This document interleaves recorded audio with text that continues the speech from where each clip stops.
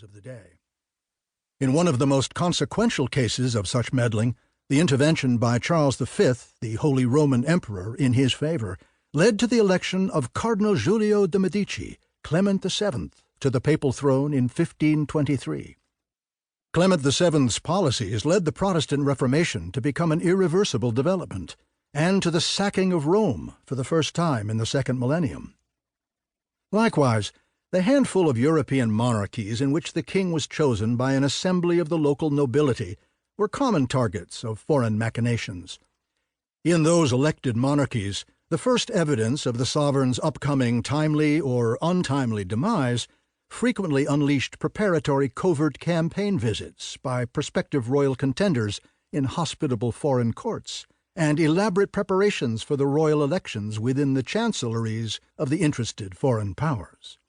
For example, Polish royal elections in the 17th and 18th centuries became notorious throughout Europe for repeatedly turning into the loci of open meddling by many of the continental great powers, with Russia, Austria, and France being the most common offenders.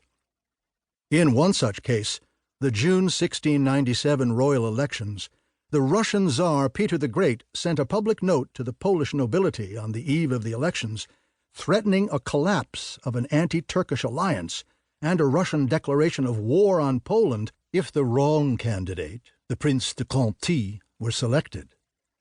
Then, in a secret nighttime meeting with their preferred candidate, Augustus of Saxony, as well as representatives of Austria and Prussia, among others, they agreed to pool their financial resources in order to bribe most of the Polish noble electorate which had gathered in Wola to select the new monarch. These measures helped lead to the victory of Augustus in this election and his accession to the Polish throne. Some historians see the success of this Russian intervention as the beginning of the end of Polish independence. When modern executive elections featuring mass electorates began to occur in the late 18th century, they frequently attracted the attention of almost every major power. France, for example, openly intervened in the 1796 U.S. elections in order to prevent the re-election of George Washington, and then, after Washington decided to retire on his own volition, the election of John Adams. For example, the French government published a decree in late October 1796 permitting the French Navy to board and search any American merchant ship they detected on the high seas and confiscate the goods on it without compensation, a major restriction on U.S. trade with Europe. In 1797, the British government secretly intervened in a French general election, the election of Year 5, through covert funding to a conservative coalition in an eventually unsuccessful attempt to bring an early end to the French Revolution and eventually restore the Bourbons to power.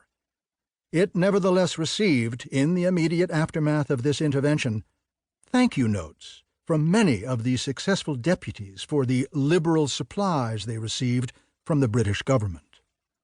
Imperial Germany, for example, intervened in the 1877 French elections due to its worries, in Bismarck's words, that a clerical France is altogether incapable of maintaining durable peaceful relations with Germany, as well as a secret request for electoral assistance by the then leader of the Republicans, Gambetta.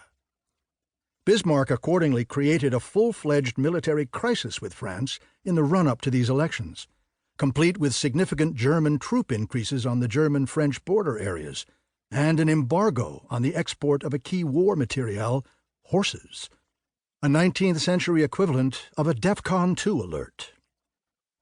The victory of the Republican side in this election, despite serious electoral shenanigans by the conservative president, Patrice McMahon, led to the collapse of the monarchist strength and the consolidation of the Third French Republic. Like their czarist predecessors, the Soviet Union covertly intervened in the 1923 British elections for Labour, funding its election campaign to the tune of £10,000, $749,000 in U.S. 2016 dollars. Labour's victory in this election enabled it, for the first time in its political history, to win executive power and name a new prime minister. During the Cold War, electoral interventions became a common feature of great power politics. Indeed, according to a new data set constructed by the author, the U.S.